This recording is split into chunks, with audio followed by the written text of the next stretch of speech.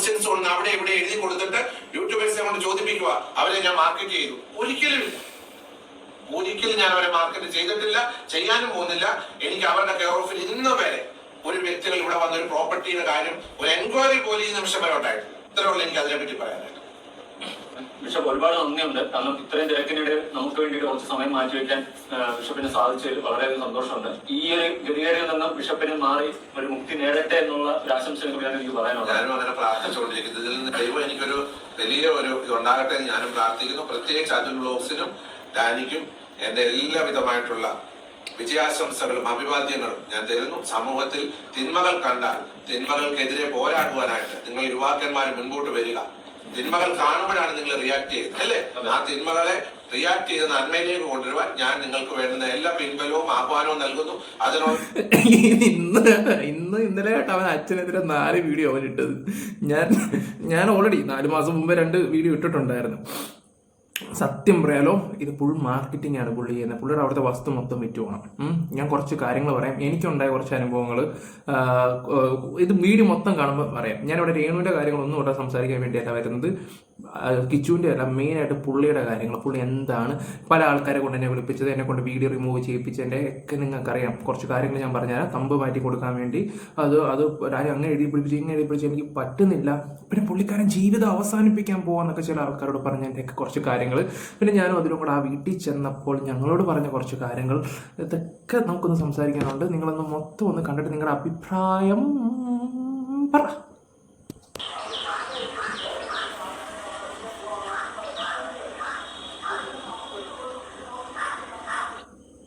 ഞാനും വരുന്നത്, ഡാനിയും വരുന്നത്.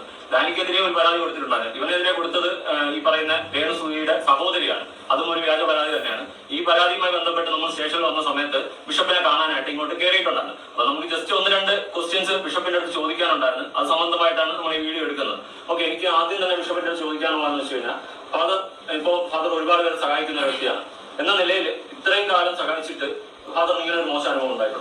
ഈ വീഡിയോയുടെ ആനിവേഴ്സറി ഇപ്പോൾ ഉടനെ ഉണ്ടാവും. അതിനു മുമ്പ് ഞാൻ ഇതിനെക്കുറിച്ച് സംസാരിക്കാന്ന് കരുതി. നമ്മുടെ ഫാദറിനെ കുറിച്ച് സംസാരിക്കാൻ വേണ്ടി മാത്രമാണ് ഞാൻ ഈ ഒരു വീഡിയോ എടുത്തിരിക്കുന്നത്. ഓക്കെ, അപ്പം ഞാൻ അറിഞ്ഞിട്ടുള്ള ഒരു കാര്യം എന്താണെന്ന് വെച്ചാൽ, ഫാദർ വീണ്ടും ഇന്റർവ്യൂ ഒക്കെ കൊടുക്കാൻ പോവാണെന്നാണ് അറിയാൻ കഴിഞ്ഞിട്ടുള്ളത്. ഇപ്പൊ എയറിലാണ് പുള്ളിക്കാരൻ. ഒറ്റ ഒരു ഇന്റർവ്യൂയിലൂടെ പുള്ളി അങ്ങ് എയറിലാണ്. ഓക്കെ, ഞാൻ ഒരു കാര്യം എല്ലാവരും ചോദിച്ചോട്ടെ. പണ്ട് 3 മാസം മുമ്പ് ഫാദറിനെതിരെ 2 വീഡിയോ ഞാൻ ഇട്ടിട്ടുണ്ടായിരുന്നു. ആരെങ്കിലും അത് ഓർക്കുന്നുണ്ടോ? ആ വീഡിയോ ഇട്ട സമയത്ത് ഒരുപാട് ആൾക്കാർ ഡാനി ചെയ്തത് ഭയങ്കര തെറ്റാണ്, ഫാദറിനെതിരെ സംസാരിക്കാൻ പാടില്ല എന്നുള്ള രീതിയിൽ എന്നോട് എല്ലാവരും പറഞ്ഞിട്ടുണ്ടായിരുന്നു. അത് വേറൊന്നുമല്ല, പുള്ളിയുടെ ഒരു രീതി, ഒരു ലോഹയിട്ട ഒരു മനുഷ്യന്റെ സ്റ്റാൻഡ്, ഡബിൾ സ്റ്റാൻഡ്. അത് ഞാൻ അന്നേ പറഞ്ഞതായിരുന്നു. ആ സമയത്ത് എന്നെ കുറച്ച് യൂട്യൂബേഴ്സ് എന്നെ വിളിച്ചിട്ടുണ്ടായിരുന്നു. ഇനി എല്ലാവരും വിചാരിക്കും അതുലാണെന്ന്, ദേവി ചെയ്തിട്ട് അവൻ്റെ പേരൊന്നും എടുത്തിട്ടില്ല. അതുലല്ല, വേറെ ഒരാൾ എന്നെ വിളിച്ച് ഇന്ന പോലെ ഫാദർ ഭയങ്കര സീനാണ്, ഡാനി ഭയങ്കര സീനാണ് പുള്ളിക്കാരൻ, നീ എന്തിനാ അങ്ങനെയൊക്കെ പറയാൻ പോയെ, എൻ്റെ ഒരു ആവശ്യമില്ലായിരുന്നു, ഒന്നും അല്ലെങ്കിലും പുള്ളിയല്ലേ, വിട്ടുകള എന്നുള്ള രീതിയിലാണ്. ഞാൻ പറഞ്ഞു, ചേട്ടൻ തന്നെ ഒന്ന് ആലോചിച്ച് നോക്കി, എന്തിനാ ഈ ഡബിളും ട്രിപ്പിളും സ്റ്റാൻഡ്? ഈ പറയുന്ന രേണുസുധിയായിട്ട് പുള്ളിക്ക് ഒരു പ്രശ്നവുമില്ല. പക്ഷേ ഓരോ യൂട്യൂബേഴ്സിൻ്റെ അടുത്തും ഫാദറെ വിളിച്ചിട്ട് ഓരോ കാര്യങ്ങൾ പറയുന്നു, ഓരോ വോയിസുകൾ കൊടുക്കുന്നു. ഇടയ്ക്ക് ഈ പറയുന്ന ഫസ്റ്റ് ടൈം വിളിക്കുന്ന അതുലിനെയായിരുന്നു. പിന്നെ വേറെ കുറച്ച് യൂട്യൂബേഴ്സ് ഉണ്ട്, ഞാൻ അവരുടെ പേരൊന്നും പറയാനും ഇവിടെ കൂട്ടുന്നില്ല. പിന്നെ താത്തയെ വിളിക്കുന്നത്. അങ്ങനെ പുള്ളി ഓരോ കാര്യങ്ങളും വോയിസും കാര്യങ്ങളൊക്കെ എല്ലാവർക്കും ഇട്ട് കൊടുക്കുകയും ചെയ്യുന്നുണ്ട്. അത് കഴിഞ്ഞിട്ട് പുള്ളി മീഡിയക്കാർ വരുമ്പോൾ പുള്ളിക്കൊന്നും അറിയത്തില്ല എന്നുള്ള രീതി. എനിക്ക് ആരോടും ഒരു ദേഷ്യമില്ല. ആ ഒരു രീതിയിലെ സംസാരം വെച്ചപ്പോൾ പുള്ളിക്കെതിരെ 2 വീഡിയോ ഞാൻ ഇട്ടിട്ടുണ്ടായിരുന്നു. അന്ന് എന്നെ എല്ലാവരും കുറ്റപ്പെടുത്തിയിട്ടുണ്ടായിരുന്നു. ഇന്ന് അതേ ആൾക്കാർ ഫാദറിനെ ഇയർലിംഗ് കേട്ടിട്ടുണ്ട്. ഓക്കെ, ഞാനതിലും കിച്ചുവിൻ്റെ കാര്യം ഇവിടെ സംസാരിക്കുന്നില്ല, ഈ പറയുന്ന രേണുവിൻ്റെ കാര്യം ഇവിടെ സംസാരിക്കുന്നില്ല, ഫാദറിൻ്റെ കാര്യം മാത്രം സംസാരിക്കാൻ വേണ്ടിയാണ് ഇവിടെ വന്നിരിക്കുന്നത്. നിങ്ങൾക്ക് എന്താ ഫാദറിനെ കുറിച്ച് തോന്നുന്നത്? ഡബിളാണോ ട്രിപ്പിളാണോ? ഏത് സ്റ്റാൻഡാണെന്ന് നിങ്ങൾക്കൊന്ന് പറയാൻ പറ്റുമോ? ഞാൻ ഉള്ള കാര്യം പറയാലോ, ഞാനിപ്പം അന്ന് ഈ പറയുന്ന കൂടുതലും ആ സമയത്ത് രേണുവിനെ വിമർശിച്ചുകൊണ്ടിരിക്കുന്ന ഞാനാണ്. ആ സമയത്താണ് ഫാദറിനെ കുറിച്ച് ഞാൻ പറഞ്ഞത്. കാരണം ഞാൻ ആ ഒരു വീട്ടിൽ പോയി, ആ വീട്ടിൽ പോയ എൻ്റെ ഒരു ഇൻ്റർവ്യൂ ആണ് അതുലെടുത്തിരിക്കുന്നത്. ഞാൻ ആ അതുല് ഫാദർ അന്നാണ് എനിക്ക് ഈ ഒരു തലയ്ക്കൊരു പ്രശ്നം പറ്റിയിട്ടുണ്ടായിരുന്നു.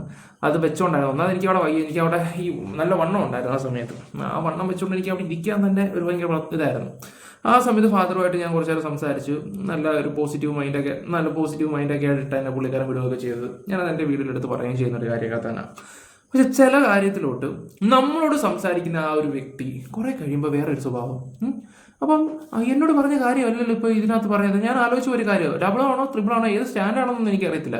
ഞാനത് പലവട്ടം ആൾക്കാരോടും എൻ്റെ ഫ്രണ്ട്സിനോടും പറഞ്ഞപ്പോൾ അവരും പറഞ്ഞായിരുന്നു, ഫാദറല്ലേ, പാവമല്ലേ. ഇപ്പം അവരെല്ലാവരും ഫാദറിനെ എടുത്തിട്ട് അലക്കുന്നുണ്ട്, നല്ല രീതിയിൽ അലക്കുന്നുണ്ട്. എന്തുകൊണ്ട്? എന്തുകൊണ്ട്? കാരണം ഒരു ഉറച്ച ഒരു ഇതില്ല. ഒന്നാമത്തെ കാര്യം ഫാദറിന്റെ. ഇനി കുറെ ആൾക്കാർ വന്നിട്ട് പറയും നിനക്ക് കൊണ്ടോടാ മോനെ എന്ന് ചോദിക്കും. അത്യാവശ്യമുണ്ട്, നല്ല രീതിയുണ്ട്. കാരണം എന്ന് വെച്ചാൽ ചില കാര്യത്തില നമ്മളിപ്പോൾ ശത്രുവാണെങ്കിലും ശരി, നിൽക്കേണ്ട അടുത്താണെങ്കിൽ അത് നിന്നേ പറ്റത്തുള്ളൂ. പറഞ്ഞു മനസ്സിലായോ? അത് ഞാൻ ആ ഒരു കാര്യങ്ങൾ ഇവിടെ സംസാരിക്കുന്നത്. നമുക്ക് ഫാദറിന്റെ കാര്യത്തിൽ സംസാരിക്കാൻ വന്നേ. എനിക്ക് പലവട്ടവും തോന്നിയൊരു കാര്യമാണ് അച്ഛൻ്റെ ഡബിളും ട്രിപ്പിളും സ്റ്റാൻഡും ഒക്കെ. കാരണം അതുപോലത്തെ രീതിയിലാണ് ഈ ഫസ്റ്റ് ടൈം അതിൽ ഈ അച്ഛനാണ് ആദ്യം വോയിസും കാര്യങ്ങളൊക്കെ കൊടുക്കുക ചെയ്യുന്നത്. ഈ അച്ഛൻ്റെ ഫോട്ടോസ് കാര്യങ്ങളും അങ്ങനെയൊക്കെ പുള്ളി കുറേ കാര്യങ്ങൾ മാനിപ്പുലേറ്റ് ചെയ്തതായിട്ട് എനിക്കിപ്പം ഫീൽ ചെയ്യുന്നുണ്ട്. പ്രത്യേകിച്ച് അവനെ വിളിച്ചിട്ട് അങ്ങനെയാണ് എനിക്ക് തോന്നുന്നു പുള്ളിയുടെ അവിടുത്തെ ഇതെല്ലാം വിറ്റ് പോകാൻ വേണ്ടിയാണോ പുള്ളി ഇത് കാണിക്കുന്നത്, അതിൽ നിന്ന് കുറച്ച് ഫെയിം കിട്ടാൻ വേണ്ടിയാണോ എന്താണെന്നൊന്നും എനിക്കറിയത്തില്ല. പക്ഷെ പുള്ളി നല്ല രീതിയിൽ പല യൂട്യൂബേഴ്സിനെ അങ്ങോട്ട് വിളിച്ചിട്ട് എനിക്കിപ്പോഴും ഓർമ്മയുണ്ട്. ഇപ്പം ഞാൻ ആദ്യം അതിൽ വീഡിയോ ചെയ്തു, 1 വർഷം മുമ്പുള്ള കാര്യം പറയുന്നത്. കഴിഞ്ഞ വർഷം 2025 മാർച്ചിലാണെന്ന് തോന്നുന്നു അതിൽ ആദ്യമായിട്ട് അച്ഛൻ്റെ ഒരു വീഡിയോ ആണ്. ആ വീഡിയോ ഇപ്പം ഞാനൊരു വീഡിയോ ചെയ്തിട്ടുണ്ടായിരുന്നു. ആ വീഡിയോ ചെയ്ത സമയത്ത് എനിക്ക് മെസ്സേജ് അയച്ചു, ഇഷ്ടംപോലെ മെസ്സേജ്, വീഡിയോ സൂപ്പറാണ് അടിപൊളിയാണെന്നൊക്കെ പറഞ്ഞിട്ട് പുള്ളിയുടെ നമ്പർ വിട്ടു തന്നിട്ടുണ്ടായിരുന്നു. ആ ചാറ്റ് ഇവിടെ കാണുന്നില്ല, അല്ലെങ്കിൽ ഞാൻ എടുത്ത് വെച്ചാൽ ഞാൻ നോക്കിയില്ല, ഞാനത് കണ്ടുവരുന്നത്. പിന്നെ എന്തോ വന്നപ്പോൾ ഞാൻ ഓക്കെ എന്ന് പറഞ്ഞു, അത്രമാത്രം ഇട്ടിട്ടുള്ളൂ. അപ്പോൾ ഇതുപോലുള്ള തുരുതുരാന്നുള്ള മെസ്സേജും കാര്യങ്ങളൊക്കെ പുള്ളി ഭയങ്കരമായിട്ട് ഇടുമായിരുന്നു. ഞാൻ മൈൻഡ് ചെയ്യാൻ പോയിട്ടില്ലായിരുന്നു, അതിലോട്ടായിരുന്നു സംസാരം കാര്യങ്ങളൊക്കെ. അപ്പം ഒരു കാര്യം ഞാൻ പറയാം, അന്നേ പുള്ളിക്കാരന് എന്താ പറയണ്ടേ, അങ്ങോട്ട് ഇട്ട് കൊടുക്കാൻ വേണ്ടി പല കാര്യങ്ങളും കീഴി കൂടി ഇരുന്ന് ഉണ്ടാക്കുക എന്ന് പറയത്തില്ലേ, നല്ല രീതിയിൽ ചെയ്തിട്ടുണ്ടായിരുന്നു. നല്ല വെടുപ്പായിട്ട് ഈ ഒരു വ്യക്തി ചെയ്യുന്നുണ്ടായിരുന്നു. പക്ഷേ അത് എനിക്ക് കുറേ നാളെടുത്തത് മനസ്സിലാക്കാം. ഞാൻ എന്നിട്ട് ഓപ്പണായിട്ട് എൻ്റെ വീഡിയോ പറഞ്ഞു, ആ 2 വീഡിയോ നീ കിടപ്പുണ്ട്, 2 വീഡിയോയുടെ കാര്യം ഇപ്പോൾ ഒരു വീഡിയോ കിടപ്പുണ്ട്, ഒന്നിൻ്റെ പാതി പോർഷൻ ഇല്ല കേട്ടോ. അത് ഒരാളെ വിളിച്ചിട്ട് ചേട്ടാ അത്രയും ഭാഗം ഒന്ന് കട്ട് ചെയ്യടാ കഷ്ടമാടാ, എനിക്ക് വേണ്ടി ചേട്ടാ. ഞാൻ ചെയ്തില്ല, നീ എനിക്ക് വേണ്ടി ചെയ്തില്ലടാ ഡാനിന്ന് ചോദിച്ചപ്പം ഞാൻ എന്നാൽ ശരി ചേട്ടന് വേണ്ടി ചെയ്യാം. പിന്നെ അതിന് വേണ്ടി ഇനി ഓടി നടക്കാനാണ് പോയി. ഞാൻ ആ തമ്പും മാറ്റി അതത്ര പോർഷൻ കുറച്ച് ഞാൻ കട്ടും ചെയ്ത് കളഞ്ഞു. മനസ്സിലായോ? പിന്നെ ഞാനിപ്പോൾ അറിഞ്ഞൊരു കാര്യം എന്താണെന്ന് വെച്ചാൽ, പുള്ളിക്കാരൻ എന്താ പറയണ്ടേ, അന്നത്തെ എൻ്റെ വീഡിയോ പുള്ളിക്ക് ശരിക്കും വിഷമമായിട്ടുണ്ട്. ആത്മഹത്യ ചെയ്യാൻ വരെ പുള്ളി ഇരുന്നതാണ് ആ ഒരു വീഡിയോ കാണണമെന്ന്. ഞാൻ ആലോചിച്ചു, എൻ്റെ പോയിട്ടോ. അപ്പോൾ ഞാൻ പറഞ്ഞു, ഈശ്വരാ അങ്ങനെയൊക്കെ സംഭവിച്ചു. അപ്പോൾ ഞാൻ ആ വ്യക്തിയോട് ചോദിച്ചു അങ്ങനെയൊക്കെ സംഭവിച്ചു എന്ന് ചോദിച്ചപ്പോൾ എൻ്റെ ദൈവമേ എന്നൊക്കെ കളന്ന് ഞാൻ വിളിച്ചു. ഈ അടുത്ത സമയത്ത് ഞാൻ ഇതൊക്കെ അറിയുന്നത്. അപ്പോൾ ഞാൻ വെച്ചാൽ അപ്പോൾ എനിക്ക് തോന്നുന്നു അച്ഛൻ്റെ ആദ്യം നെഗറ്റീവ് നല്ല രീതിയിൽ പറഞ്ഞൊരു വ്യക്തി ഞാനാണെന്ന് തോന്നുന്നു, അതായിരിക്കാം. ഓക്കെ, ഇപ്പം എല്ലാവരും എടുത്തിട്ട് പറക്കുന്നുണ്ട്. ഇനി അന്ന് ഞാനും അതിലും കൂടെ അച്ഛൻ്റെ അടുത്ത് പോയ പഴയ വീഡിയോ എല്ലാവരും ഓർമ്മപ്പെടുത്താൻ വേണ്ടി ഞാൻ ഇവിടെ നിന്ന് ജസ്റ്റ് ഒന്ന് വെച്ച് തരാം. ഓക്കെ, ആ ഒരു വീഡിയോ ഒക്കെ അതിൻ്റെ തുടക്കം എന്ന് വെച്ചാൽ അന്ന് അവൻ്റെ ഈ പറയുന്ന രേണുവിൻ്റെ വീടിൻ്റെ അവിടെ വെച്ചൊക്കെയാണ്. ഓക്കെ, ഞാനിപ്പോഴും പറയാം, അച്ഛൻ്റെ കാര്യം സംസാരിക്കാൻ വേണ്ടി മാത്രം വന്നൊരു കാര്യം. എനിക്ക് പുള്ളിനെ അത്ര വലിയ താല്പര്യമോ കാര്യങ്ങളൊന്നുമില്ല. പിന്നെ കഴിഞ്ഞ വീഡിയോയിൽ ഞാൻ കുറച്ച് കാര്യങ്ങളൊക്കെ പറഞ്ഞിട്ടുണ്ടായിരുന്നു. പുള്ളി വന്നിട്ട് എന്താണ് ഉദ്ദേശിച്ച് സംസാരിക്കുന്നത്, എന്താണ് എല്ലാവർക്കും എന്താ പറയണ്ടേ കാര്യങ്ങളൊക്കെ അറിയാം, പക്ഷെ പറയാനുള്ള ഒരു ഇതില്ല. പിന്നെ ഞാനിപ്പോൾ സോഷ്യൽ മീഡിയ ഇപ്പോൾ ഞാൻ എൻ്റെ വീഡിയോ ചെയ്ത് പോകുന്ന തരത്തിലാണ്, എനിക്കത് പറയാൻ പറ്റത്തില്ല. അവർക്ക് താല്പര്യം ഉണ്ടെങ്കിൽ അവർ വന്ന് പറയട്ടെ എന്താ കാര്യം എന്നൊക്കെ. ഓക്കെ, ഇന്നിപ്പോൾ അച്ഛൻ്റെ വീടിൻ്റെ വാതയ്ക്ക് നിന്ന് എടുത്തൊരു ഇതാണേ കാണിച്ചാവേ. ഏതാണ് സ്ഥലം എന്ന് ചോദിച്ചു കഴിഞ്ഞാൽ ജസ്റ്റ് ഇങ്ങോട്ട് ഇത് എന്റെ ബാക്കിൽ കാണുന്ന ഒരു വീട് കേട്ടോ. നിങ്ങൾ ജസ്റ്റ് സൂം ചെയ്ത് ജസ്റ്റ് ആ വീട് നോക്കി. ഓക്കെ, ഈ വീട് നിങ്ങൾക്ക് ആർക്കെങ്കിലും പരിചയമുണ്ടോ എവിടെയെങ്കിലും? ഈ വീട് ആരുടെയെന്ന് എല്ലാവർക്കും മനസ്സിലായി കാണുമല്ലോ. ഓക്കെ, ഇനി അപ്പം നമുക്കിനി അച്ഛനോട് അതിൽ കുറച്ച് കാര്യങ്ങൾ ചോദിക്കുന്നതും ഞാൻ അടുത്തിരിക്കുന്നതും ഒക്കെ ഞാൻ നിങ്ങൾക്കൊന്ന് വെച്ച് തരാം, ഒന്ന് കാണുക. ആ ഒരു രീതിയും അച്ഛൻ്റെ സംസാര രീതികളും അതുപോലെ തന്നെ ഞങ്ങൾ വരുന്ന വഴിക്ക് അച്ഛൻ എവിടെ വീട്, അച്ഛൻ്റെ എന്താ വഴിയുന്നേ പുള്ളി സംസാരമാണ്, അതങ്ങനെയാണ് ഇങ്ങനെയാണ് മറ്റേയാണ് മറിച്ചതാണെന്നൊക്കെ ഉള്ള രീതിയിലൊക്കെ തന്നെ. പിന്നെ ഒരു കാര്യം കൂടെ, ഈ അച്ഛനെ വെച്ച് കുറെ ആൾക്കാർ വോയിസ് ഉണ്ടാക്കിക്കൊണ്ടിരുന്നായിരുന്നു. അവരിപ്പോൾ അച്ഛനെതിരെ വീഡിയോ ചെയ്യുന്നുണ്ട്. മെയിനായിട്ട് ആരാണ് ഞാൻ പറയാതെ തന്നെ മനസ്സിലായി. അവർ നല്ല രീതി വോയിസും കാര്യങ്ങളൊക്കെ അച്ഛനെ വെച്ച് നല്ല രീതി. പിന്നെ അവർ തമ്മിൽ എന്തൊക്കെയോ കണക്ഷൻസ്, അത് ഞാനിവിടെ പറയുന്നില്ല, അത് ഫുൾ കോമഡി കേട്ടോ. അത് പറഞ്ഞ ഡാനി ഉണ്ടാക്കിയ കഥയെന്നൊക്കെ പറയും. അതിന്റെ പൊന്നോ അതൊരു എൻജാതി സാധനമാണെന്നറിയോ. ആ കഥയൊക്കെ പുറത്ത് വന്ന നാണക്കേടാ, അത് വേറെ കാര്യങ്ങളൊക്കെ തന്നെ. ഈ ഒരു രേണുവിന്റെ കേസ് കേട്ടില്ല. എനിക്ക് തോന്നിയ ഒരു കാര്യം ഞാൻ പറയാം. അച്ഛൻ എന്ന് പറയുന്നൊരു വ്യക്തിക്ക് ഒറ്റ കാര്യമുള്ളൂ, ഒറ്റ ലക്ഷ്യമുള്ളൂ, അവിടുത്തെ സ്ഥലം മൊത്തം വിറ്റ് പോകണം. അത് മാത്രം എനിക്ക് തോന്നിയൊരു കാര്യമുള്ളൂ. നിങ്ങൾക്കത് തോന്നുന്നുണ്ടോ? ആ ഒരു സ്ഥലം അവിടെ നിന്ന് എങ്ങനെയെങ്കിലും എല്ലാം ഒന്ന് വിറ്റിപ്പോയി കഴിഞ്ഞാൽ പുള്ളിക്ക് സ്വസ്ഥത കാണും, അതേ പുള്ളി നോക്കുന്നുള്ളൂ. മനസ്സിലായി കാണുമെന്ന് തോന്നുന്നുണ്ട്. ഈ കാശെറിഞ്ഞ് കാശ് പിടിക്കാന്ന് പറയത്തില്ലേ, ഈസ് കോൾഡ് കോമൺ സെൻസ്. അത് വിവരമുള്ളവർക്ക് അത് മനസ്സിലാക്കാൻ പറ്റും. നമ്മൾ ഉദ്ദേശിക്കുന്ന പോലുള്ള കാര്യങ്ങളൊന്നുമല്ല. ഇപ്പോൾ പിന്നെ ഈ പറയുന്ന വ്യക്തിക്ക് സപ്പോർട്ടായിട്ട് പുള്ളി ഇറങ്ങുന്നുണ്ട്, ഈ പറയുന്ന കിച്ചുവിനായിട്ട് സംസാരിക്കുന്നുണ്ട്. ഓക്കെ, അതൊക്കെ പുള്ളിയുടെ കാഴ്ചപ്പാടെ വെച്ച് നോക്കുമ്പോൾ ഞാനും പുള്ളിയും ഓക്കെ, എൻ്റെ രണ്ടുപേരുടെയും കണ്ണില എനിക്കത് ഭയങ്കര തെറ്റായിട്ട് തോന്നിയൊരു സംഭവമാണ്. ഈ മരുന്നടിച്ചതോ അതൊന്നും എൻ്റെ ഒരു വിഷയമല്ല. അതൊക്കെ എന്താണെന്ന് വെച്ചിട്ടെ വേറൊരു കാര്യം ഉണ്ടായിരുന്നു. അത് കേൾക്കുമ്പം എനിക്ക് ഭയങ്കരമായിട്ട് എന്തോ പോലെ അത് മാറുന്നില്ല. അതെന്താണെന്ന് എനിക്കറിയത്തില്ല. എനിക്ക് അല്ലെങ്കിൽ ഇപ്പം തന്നെ എൻ്റെ എല്ലാവരുടെയും കൂട്ടത്തിൽ ഇരുന്ന് എനിക്ക് ഇവർക്കെതിരെയൊക്കെ എനിക്ക് വീഡിയോ ചെയ്യാൻ പറ്റുന്നു. പക്ഷെ എനിക്കത് സമാധാനത്തോടെ എനിക്ക് കിടന്നുറക്കാൻ പറ്റത്തില്ല. പറഞ്ഞു മനസ്സിലായോ? ഞാൻ ഇപ്പോഴും 3 കാര്യത്തിൽ രേണുവിനെ സപ്പോർട്ട് കൊടുത്തിട്ടുണ്ട്. ഈ പറഞ്ഞ സ്വർണം, അത് പിന്നെ വേറെ ഒരു മാറ്ററും ഉണ്ടായിരുന്നു. കിച്ചു എന്ന് പറയുന്ന വ്യക്തിയോട് എനിക്ക് കുഴപ്പമില്ല. ആ ഒറ്റ ഒരു കാരണം, ആ ഒരു കാര്യത്തിനോട് മാത്രമേ ഉള്ളൂ എനിക്ക് അങ്ങോട്ട് യോജിക്കാൻ പറ്റുന്നില്ല.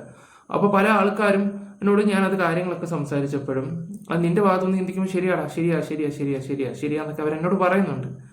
പക്ഷെ എന്ത് ചെയ്യാനാ? ഓക്കെ, അതിലോട്ട് നമുക്ക് കടക്കുന്നില്ല, വീഡിയോയിലോട്ട് നമുക്ക് പോവാം. പരാതി കൊടുത്തിട്ടുണ്ടായിരുന്നു. ഇവനെതിരെ കൊടുത്തത് ഈ പറയുന്ന രേണുസൂയിയുടെ സഹോദരിയാണ്. അതും ഒരു വ്യാജ പരാതി തന്നെയാണ്. ഈ പരാതിയുമായി ബന്ധപ്പെട്ട് നമ്മൾ സ്റ്റേഷൻ അതന്ന് 3 മിനിറ്റുള്ളിൽ ആ കേസ് അവിടെ സോൾവ് ചെയ്ത് കേട്ടോ. 3 മിനിറ്റ് അവർക്ക് പിന്നെ ഞങ്ങൾ സംസാരിച്ചപ്പോൾ പാവമെന്ന് മനസ്സിലായി. 3 മിനിറ്റുള്ളിൽ ആ കേസ് അവിടെ സോൾവ് ചെയ്ത് വന്ന സമയത്ത് ബിഷപ്പിനെ കാണാനായിട്ട് ഇങ്ങോട്ട് കയറിയിട്ടുണ്ടായിരുന്നു. അപ്പൊ നമുക്ക് ജസ്റ്റ് 1-2 ക്വസ്റ്റ്യൻസ് ബിഷപ്പിന്റെ അടുത്ത് ചോദിക്കാനുണ്ടായിരുന്നു. അത് സംബന്ധമായിട്ടാണ് നമ്മൾ ഈ വീഡിയോ എടുക്കുന്നത്. ഓക്കെ, എനിക്ക് ആദ്യം തന്നെ ബിഷപ്പിന്റെ അടുത്ത് ചോദിക്കാനുള്ളതെന്ന് വെച്ച് കഴിഞ്ഞാൽ, ഫാദർ ഒരുപാട് പേരെ സഹായിക്കുന്ന ഒരു വ്യക്തിയാണ്.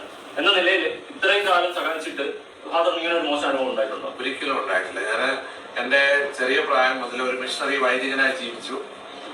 അതോടൊപ്പം തന്നെ ഒരു മിഷണറി ബിഷപ്പായിട്ട് തന്നെ 2013 ഏപ്രിൽ 28 എന്നെ മിഷണറി ബിഷപ്പായിട്ട് കോൺസെക്രേറ്റ് ചെയ്യുന്നത്. കോട്ടയം പാമ്പാടി വട്ടമലപ്പടി ട്രിനിറ്റി ആംഗ്ലിക്കൻ ചർച്ചിൽ വെച്ചാണ് എന്നെ ബിഷപ്പായിട്ട് കോൺസെക്രേറ്റ് ചെയ്തത്.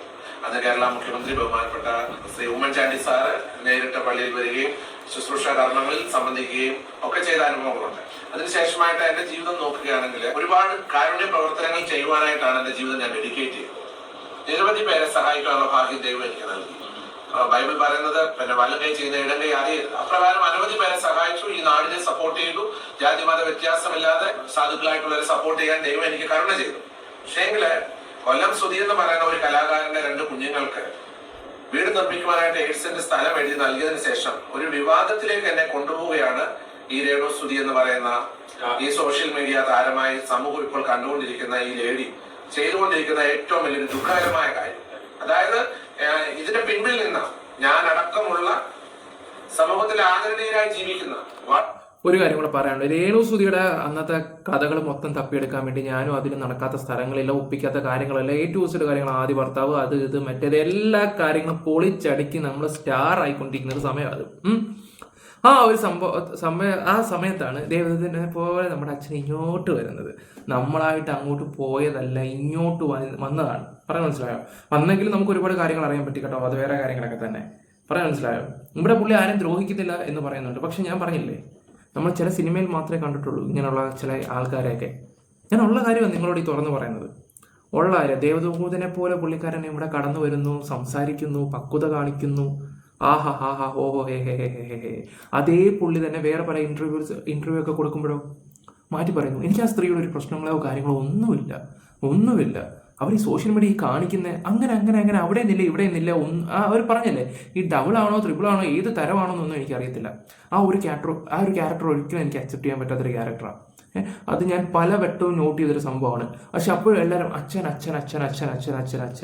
രേണു സുധിക്ക് ക്യാൻസർ വന്ന സമയത്താണെങ്കിൽ പോലും ഒരുപാട് ആൾക്കാർ വന്ന കമന്റ് എന്താണെന്നറിയോ, ആ അച്ഛനെ വിഷപ്പാമ്പ് എന്ന് വിളിച്ചതിനാണ് ഇവർക്ക് ഈ ഒരു ശിക്ഷ കിട്ടിയത് എന്നുള്ള രീതി വരെ കമന്റ് ഇട്ട ആൾക്കാർ വരെ ഇപ്പം ഈ അച്ഛനെതിരാണ്. പറഞ്ഞു മനസ്സിലായോ? ഇതേ കാര്യങ്ങൾ തന്നെയാണ് ഞാനൊരു 3-4 മാസം മുമ്പ് നിങ്ങളോടൊക്കെ പറഞ്ഞത്. അത് നിങ്ങൾക്ക് ആർക്കെങ്കിലും മനസ്സിലായായിരുന്നോ? മനസ്സിലായില്ലെങ്കിൽ ഇപ്പം മനസ്സിലാക്കിക്കോ. കാരണം ഞാൻ കഴിഞ്ഞ 2 വീഡിയോയിൽ അച്ഛൻ്റെ ഈ ഒരു ക്ലിപ്പ് വെച്ചിട്ട് ചെയ്തപ്പോഴും നീ കുറേ കാര്യങ്ങൾ പറയണമെന്ന് തോന്നി. പക്ഷെ ഞാനങ്ങ് വിഴുങ്ങി വിട്ടതാണ്. കുറേ അങ്ങ് വിട്ടതാണ്. പക്ഷേ കിടന്നുറങ്ങാൻ പറ്റുന്നില്ല. എനിക്ക് അങ്ങനെ ഒരു കുഴപ്പമുണ്ട്. എന്നാൽ പിന്നെ ഉള്ള കാര്യം അങ്ങ് സംസാരിക്കാമെന്ന് കരുതി. ഇനി പുള്ളിയുടെ കുറച്ച് ഇൻ്റർവ്യൂ ഒക്കെ വരാൻ കിടപ്പുണ്ട്. നല്ല ഒന്നാന്തര സാധനങ്ങളൊക്കെ വരാനുണ്ട്. നല്ല ഒന്നാന്തര കണ്ടന്റിന് വേണ്ടി പുള്ളി ഓരോന്നൊക്കെ ആയിട്ട് വരുന്നുണ്ട്. അപ്പം കുറച്ചും കൂടെ കുശാലാവും. കാരണം ഒരു പ്രശ്നം എവിടെയെങ്കിലും ഒരു മൂലയ്ക്ക് കിടക്കുമ്പോൾ പുള്ളിക്കാരൻ ഈ ചാടിക്കയറി വരുന്നത് പുള്ളിയുടെ നേട്ടത്തിന് വേണ്ടിയാണ്. അല്ലാതെ രേണു സുധിയോടുള്ള സ്നേഹം കൊണ്ടോ ഒന്നും അല്ല പുള്ളി വരുന്നത്. പുള്ളിയുടെ സ്വന്തം നേട്ടം, എൻ്റെ ഊഹം ശരിയാണെങ്കിൽ ആ വസ്തു മൊത്തം വിറ്റ് പോകണം, അതിനുവേണ്ടി മാത്രമാണ് പുള്ളിക്കാരൻ എഴുന്നള്ളിയിരിക്കുന്നത്. ഇത് ആർക്കും മനസ്സിലായില്ലെങ്കിൽ എനിക്കത് മനസ്സിലാക്കാൻ പറ്റുന്നുണ്ട്. ആദരണീയരായി ജീവിക്കുന്ന പലരെയും വളരെ മനോവേദനപ്പെടുത്തി ദുഃഖിപ്പിച്ചുകൊണ്ട് അവരെ സമൂഹത്തിൽ പുറത്തിറങ്ങാൻ കഴിയാത്ത രീതിയിലുള്ള മാനസിക ദുഃഖങ്ങളിലേക്ക് കൊണ്ടുവന്ന് അവരെ കരയിപ്പിക്കുന്ന അനുഭവങ്ങൾ കൊണ്ടുവന്നത് ഏക ഒരു അനുഭവം എന്ന് പറയുന്നത് രേണു സുധി എന്ന് പറയുന്ന ഈ സഹോദരിയുടെ കുഞ്ഞുങ്ങൾക്ക് 2 കുഞ്ഞുങ്ങൾക്ക് വസ്തുദാനമായിട്ട് എഴുതി കൊടുത്ത് KHDC എന്ന് പറയുന്ന ഒരു സംഘടനയും ബഹുമാനപ്പെട്ട ശ്രീകണ്ഠൻ നായർ സാറ് 24 ചാനലിന്റെ ഡയറക്ടർ MD, അതുപോലെ തന്നെ അതിന്റെ വൈസ് പ്രസിഡന്റ് ആയിരുന്ന ബഹുമാനപ്പെട്ട ശ്രീ C ഉണ്ണികൃഷ്ണൻ സാറ്, ഞങ്ങളെ ഇവിടുത്തെ എന്റെ സുഹൃത്തായിരിക്കുന്ന രാഹുൽ ഇരുമ്പുഴി മാധ്യമ സുഹൃത്താണ്, ഞങ്ങൾ ഒരുമിച്ച് വലിയൊരു കൂട്ടായ്മയായിരുന്നു ഈ കൊല്ലസുധിര 2 കുഞ്ഞുങ്ങൾക്ക് വീട് നിർമ്മിച്ച് നൽകിയത്. പക്ഷേങ്കില് ഇപ്പൊ ഞങ്ങൾക്ക് എല്ലാവർക്കും ദുഃഖം ഉണ്ടാക്കുന്ന പല കാര്യങ്ങൾ സോഷ്യൽ മീഡിയയിൽ ദിവസവും ഞങ്ങളെ വാസ്തവം പറഞ്ഞു കഴിഞ്ഞാൽ വലിച്ചു കീറുന്ന രീതിയിൽ ഞങ്ങളെ ചോദ്യം ചെയ്യിപ്പിക്കുകയും ഉൾമുനയിൽ കൊണ്ട് നിർത്തുന്ന സാഹചര്യങ്ങൾ ഉണ്ടാക്കുകയും ചെയ്തത് രേണു സുധി എന്ന് പറയുന്ന ഈ സോഷ്യൽ മീഡിയ ഇപ്പോൾ ചർച്ച ചെയ്തുകൊണ്ടിരിക്കുന്ന ഈ സ്ത്രീയാണ് എന്ന് പറയുന്നതിൽ എനിക്ക് യാതൊരു ദുഃഖവുമില്ല. എനിക്ക് ഇത്ര കേട്ടുകൊണ്ടിരിക്കുന്ന നിങ്ങളുടെ ഈ അതുൽ ബ്ലോഗ്സ് കണ്ടുകൊണ്ടിരിക്കുന്ന പ്രിയപ്പെട്ട സഹോദരങ്ങളോട് എനിക്കൊന്നേ പറയാനുള്ളൂ, സമൂഹത്തിൽ ഇനിയും ധാരാളം കാരുണ്യ പ്രവർത്തനങ്ങൾ ചെയ്യാനായിട്ട് എനിക്ക് ആഗ്രഹമുണ്ട്. പക്ഷേ എന്നെ പുറമോട്ട് വലിക്കുന്ന രീതിയിലുള്ള ദുഃഖിപ്പിക്കുന്നതായിട്ടുള്ള പല ചോദ്യങ്ങൾ. അച്ഛാ, ഒരു കാര്യം പറയാം, ഇനി ഒരുപാട് കാര്യങ്ങൾ അച്ഛൻ ചെയ്യണം. ആൾക്കാരെ കണ്ട് തന്നെ ചെയ്യും. സോഷ്യൽ മീഡിയയിൽ നിങ്ങൾക്ക് ഒരു ചാനലുണ്ട്, അല്ലെങ്കിൽ ഒരു ഫേസ്ബുക്ക് ഉണ്ട്. നിങ്ങൾ ഓരോ കാര്യങ്ങൾ ചെയ്യുന്നത് ഞങ്ങളൊന്ന് കാണട്ടെ. ഇപ്പം രേണുവിനൊരു വീഡിയോ വെച്ച് കൊടുത്ത് അംഗീകരിക്കുന്നു, അങ്ങനെ വേറെ എന്തൊരു കേസ് കൊണ്ട് അച്ഛൻ ചെയ്തിട്ടുണ്ട്. ഇനിയും അച്ഛൻ ചെയ്യുന്നത് ഞങ്ങൾക്കൊന്ന് കാണണം. ഇനിയും അച്ഛൻ ചെയ്യുന്നത് എനിക്കൊന്ന് കാണണം എന്നൊരാഗ്രഹം. അച്ഛൻ ചെയ്യും. അച്ഛനെ കൊണ്ട് ചെയ്യാൻ പറ്റുമെന്ന് ഞാനൊന്ന് നോക്കട്ടെ. അയ്യോ, ഞാൻ വെല്ലുവിളിക്കുമൊന്നുമല്ല കേട്ടോ, കാരണം ഞാൻ പിന്നെ കണ്ടിട്ടില്ല പുള്ളി ചെയ്യുന്ന ചാരിറ്റിയുടെ കാര്യങ്ങളോ ഒന്നും ഒക്കെ. അച്ഛൻ ചെയ്യും. അച്ഛനെ കൊണ്ട് പറ്റുന്ന കാര്യങ്ങൾ ചെയ്യും. എന്തായാലും എന്താ പറയണ്ടേ, അച്ഛൻ്റെ ഒരു ആഗ്രഹമാണ് അവിടെ വിറ്റിട്ട് പുള്ളിക്ക് എവിടെയെങ്കിലും പോകണമെന്നുള്ളൊരു മൈൻഡ് മാത്രമാണ്. എന്തായാലും അച്ഛൻ്റെ കാണുമല്ലോ അത്യാവശ്യം. അച്ഛൻ ചെയ്യും, ധൈര്യമായിട്ട് ചെയ്യും.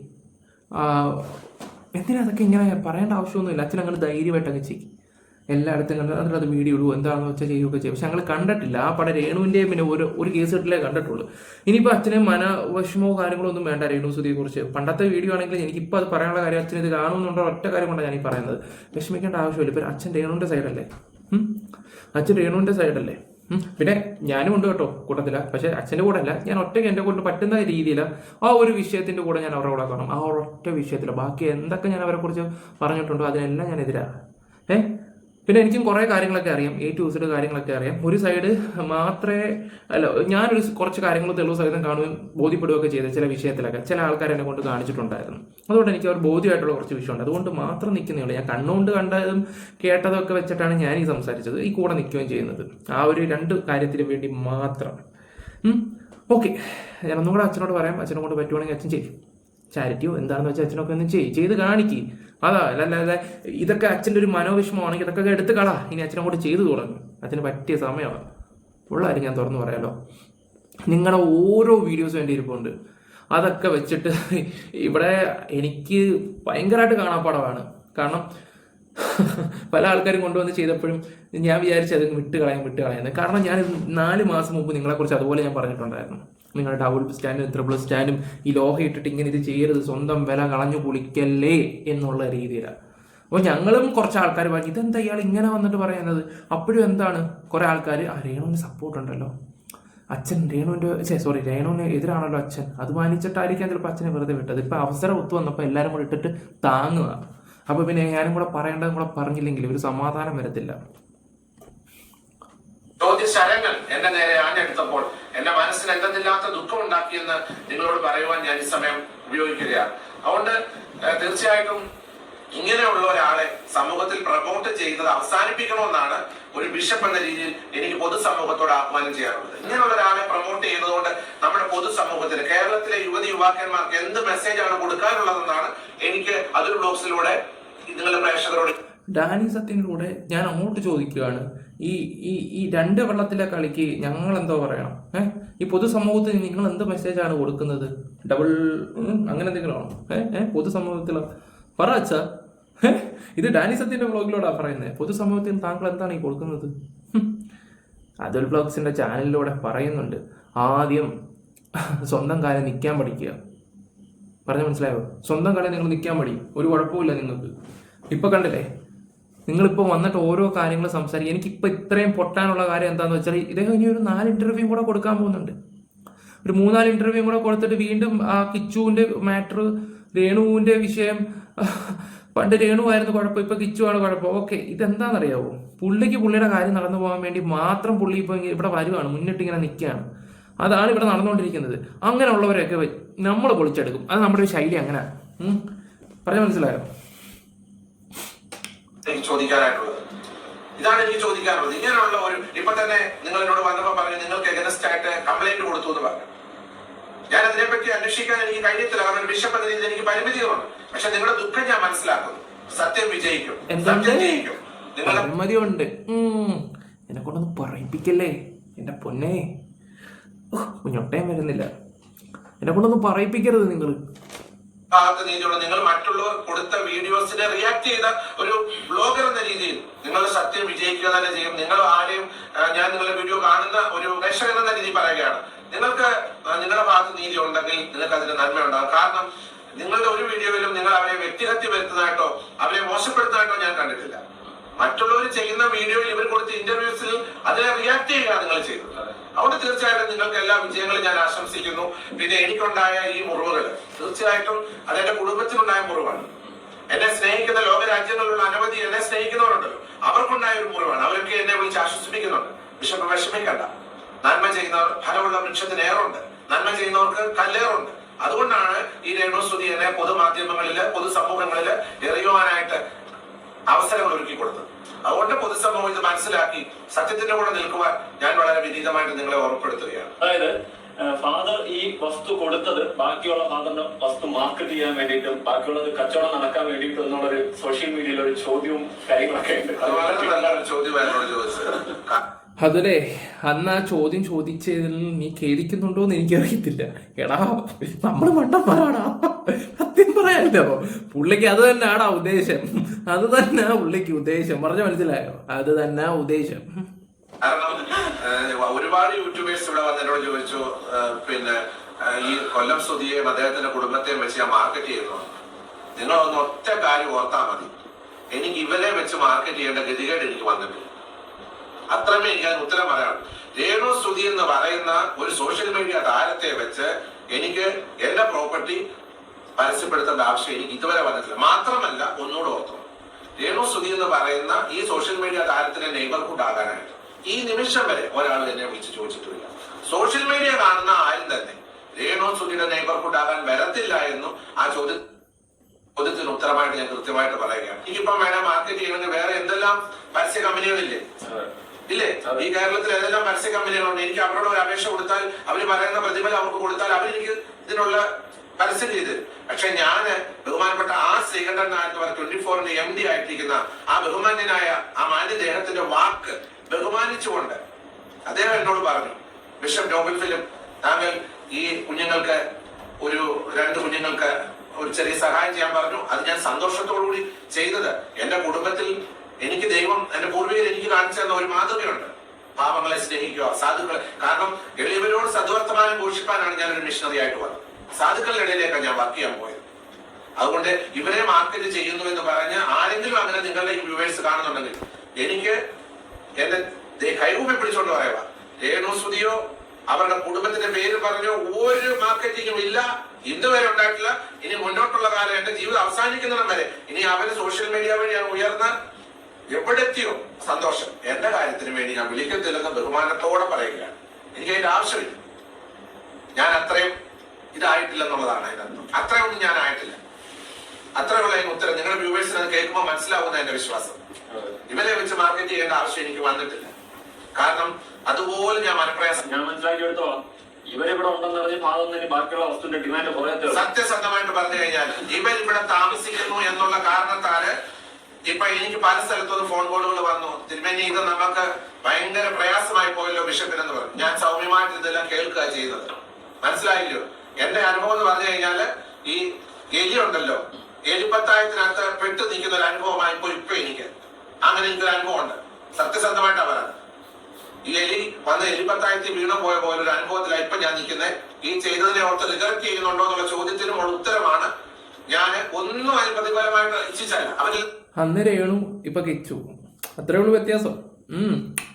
ഞാനിവിടെ രേണു കിച്ചു ആ ഒരു വിഷയം ഞാൻ പറഞ്ഞല്ലോ ഇവിടെ എടുത്തിടുന്നേ ഉദ്ദേശമില്ല. പക്ഷെ അതിന്റെ ഇടയിൽ കിടന്ന് അപ്പുറം ഇപ്പുറം ചാടി കളിക്കുന്ന ഒരു കള്ളനുണ്ടല്ലോ, അതിനൊന്ന് പുറത്തു കൊണ്ടുവരിക മാത്രമേ ഉള്ളൂ. ഞാൻ പറയില്ലേ, അന്ന് 4 മാസം മുമ്പ് ഞാനിതൊക്കെ കുറേ വിളിച്ച് പറഞ്ഞതാണ്. എന്നെ കുറ്റപ്പെടുത്തിയ ആൾക്കാരാണ് ഇപ്പോൾ ഈ പറയുന്ന അച്ഛന് തെറി പറയുന്നത്. അത് അങ്ങനെ എനിക്ക് ഉറപ്പുണ്ട്, പല കാര്യങ്ങളും ഇനി പുറത്തു വരും. എനിക്ക് 100% ഉറപ്പാണ്. ആരൊക്കെ വിളിപ്പിക്കാൻ വേണ്ടി ഇരുന്നാലും പല കാര്യങ്ങളും പുറത്തു വരും. അതിൻ്റെ ഏറ്റവും വലിയൊരു ഉദാഹരണമാണ് മലയക്കോട്ടെ വലിയവൻ. ഒന്നും ആഗ്രഹിച്ചില്ല, പക്ഷെ എന്നെ സമൂഹ മാധ്യമങ്ങൾ ദുഃഖിപ്പിച്ചു. ചോദ്യങ്ങൾ ചോദിപ്പിക്കുക, സ്ക്രിപ്റ്റഡ് ക്വസ്റ്റ്യൻസ് കൊണ്ട് അവിടെ ഇവിടെ എഴുതി കൊടുത്തിട്ട് യൂട്യൂബേഴ്സിനെ കൊണ്ട് ചോദിപ്പിക്കുക, അവരെ ഞാൻ മാർക്കറ്റ് ചെയ്തു. ഒരിക്കലും ഞാൻ അവരെ മാർക്കറ്റ് ചെയ്തിട്ടില്ല, ചെയ്യാനും പോകുന്നില്ല. എനിക്ക് അവരുടെ കെയർ ഓഫിൽ ഇന്ന് വരെ ഒരു വ്യക്തികൾ ഇവിടെ വന്ന ഒരു പ്രോപ്പർട്ടിയുടെ കാര്യം ഒരു എൻക്വയറി പോലും ഈ നിമിഷം വരെ ഉണ്ടായിട്ടില്ല. ഇത്രയുള്ള എനിക്ക് അതിനെപ്പറ്റി പറയാനാണ്. ബിഷപ്പ് ഒരുപാട് നന്ദിയുണ്ട്. കാരണം ഇത്രയും തിരക്കിനിടെ നമുക്ക് വേണ്ടിയിട്ട് കുറച്ച് സമയം മാറ്റിവെക്കാൻ ബിഷപ്പിന് സാധിച്ചത് വളരെ. എന്തോന്ന് തിരക്ക് പൊട്ട, അവിടെ കടന്ന് തുരുതുരാന്നും പറഞ്ഞ് നമ്മളെ വിളിച്ചോണ്ടിരിക്കുകയായിരുന്നു. എവിടെ ഇന്ന വഴി ഒരു പണിയില്ല. ഞാനിപ്പോ അങ്ങനെ പറയത്തുള്ളൂ, ഒരു പണിയും ഇല്ല. ഇപ്പൊ ഓർക്കുമ്പോ ശരിയാ വരുന്നത്, ഉള്ള കാര്യം പറയാലോ. ഈ ഒരു ഗതികേടിൽ നിന്ന് ബിഷപ്പിന് മാറി ഒരു മുക്തി നേടട്ടെ എന്നുള്ള ഒരു ആശംസയും കൂടി. ഓ, എനിക്ക് തോന്നുന്നു അതുൽ ബ്ലോഗ്സ് പള്ളിയിലച്ഛനായാൽ മതിയായിരുന്നു തോന്നുന്നുണ്ട്. അവൻ അതിനെക്കാളും വലിയ അടി. ഞാൻ എന്റെ എക്സ്പ്രഷൻ കൊണ്ട് എനിക്ക് ചിരിയും വരുന്നുണ്ടായിരുന്നു. എനിക്ക് ഒന്നാമത് നിൽക്കാൻ വയ്യ, ഈ ഒന്നത് തലയുടെ പ്രശ്നം, അതും പിന്നെ പാസ് ചെയ്യാൻ പോകണമായിരുന്നു. ഞാൻ സഹിച്ചിരിക്കുവായിരുന്നു അവിടെ. ദൈവം എനിക്കൊരു വലിയ ഒരു ഇതുണ്ടാകട്ടെ എന്ന് ഞാനും പ്രാർത്ഥിക്കുന്നു. പ്രത്യേകിച്ച് അതുൽ ബ്ലോഗ്സിനും ഡാനിക്കും എന്റെ എല്ലാവിധമായിട്ടുള്ള വിജയാശംസകളും അഭിവാദ്യങ്ങളും ഞാൻ തരുന്നു. സമൂഹത്തിൽ തിന്മകൾ കണ്ടാൽ തിന്മകൾക്കെതിരെ പോരാടുവാനായിട്ട് നിങ്ങൾ യുവാക്കന്മാർ മുൻപോട്ട് വരിക. തിന്മകൾ കാണുമ്പോഴാണ് നിങ്ങൾ റിയാക്ട് ചെയ്യുന്നത്, അല്ലേ? ആ തിന്മകൾ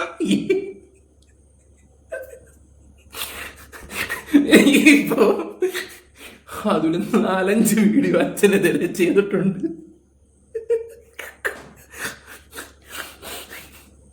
അടിപൊളി. റിയാക്ട് ചെയ്ത് നന്മയിലേക്ക് കൊണ്ടുവരുവാൻ ഞാൻ നിങ്ങൾക്ക് വേണ്ടുന്ന എല്ലാ പിൻബലവും ആഹ്വാനവും നൽകുന്നു. അതിനുള്ള എല്ലാ ഐശ്വര്യങ്ങളും ഈശ്വരാനുഗ്രഹങ്ങളും നിങ്ങൾക്ക് ഉണ്ടാകട്ടെ എന്ന് നിങ്ങളെ ആശംസിക്കുക, അനുഗ്രഹിക്കുകയും ചെയ്യുന്നു. ദൈവം നിങ്ങളെ അനുഗ്രഹിക്കട്ടെ, നിങ്ങളുടെ പ്രവർത്തനങ്ങളെ അനുഗ്രഹിക്കട്ടെ എന്ന് ഞാൻ പ്രാർത്ഥിക്കുന്നു. ഇത്രയുള്ള എനിക്ക് നിങ്ങളോട് പറയുവാൻ. Thank you so much. എന്നെ വന്ന് കണ്ടതിനും ഒത്തിരി സന്തോഷം. Thank you. അങ്ങനെ നമ്മള് ഇവിടെ കോട്ടയത്തെത്തി ബിഷപ്പിനെ കണ്ട് സംസാരിച്ചു. നിങ്ങൾ ഇത്ര നേരം കണ്ട ബിഷപ്പ് സംസാരിച്ച കാര്യങ്ങളാണ്. ഇനി നേരെ നമ്മൾ അടുത്ത സ്റ്റേഷനിലോട്ടാണ് പോകുന്നത്. ബാക്കി അവിടെ പോയിട്ട് എന്താണ് സംഭവിക്കുന്നതെന്ന് അടുത്ത് പറഞ്ഞുതരാം. ബിഷപ്പിന്റെ അവിടെ നിന്നും ഒരു ഏതാണ്ട് 2.5-3 കിലോമീറ്ററിന്റെ അകത്ത് മാത്രമേ ഈ തൃക്കൊടിത്താനം സ്റ്റേഷൻ വരെ ആയിട്ട് ഉള്ളൂ. അതുകൊണ്ട് നമ്മൾ നേരെ ബിഷപ്പിന്റെ ആ ഒരു ഹട്ടിന്റെ അതുവഴി കറങ്ങി തിരിച്ചു. ഇതൊക്കെ പുള്ളിയുടെ വസ്തുവാണ് കേട്ടോ. ഭയങ്കര ഇവിടെ സത്യം പറഞ്ഞാൽ വെയിലൊക്കെ വന്ന ഉടുക്കത്ത് ചൂടായിരിക്കും. എന്റെ പൊന്നെ ഒപ്പിടിച്ചിരിക്കാൻ പറ്റത്തില്ല.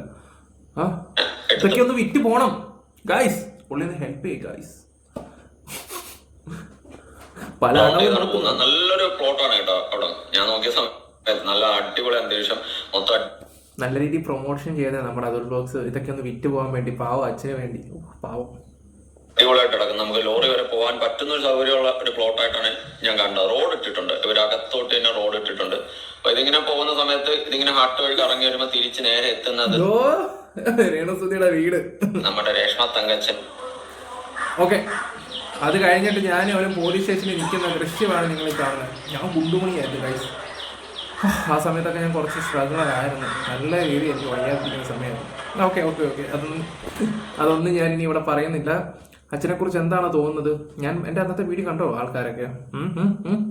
ഓക്കെ എനിവേ എന്തായാലും ഇതൊന്ന് കാണുക, നിങ്ങളുടെ അഭിപ്രായങ്ങൾ കമന്റ് ബോക്സിൽ കിടക്കുക. ഇനി ഞാൻ അച്ഛൻ്റെ വേറെ കുറച്ച് സാധനങ്ങളൊക്കെ ആയിട്ട് വരുന്നതായിരിക്കും. Bye, love you all guys.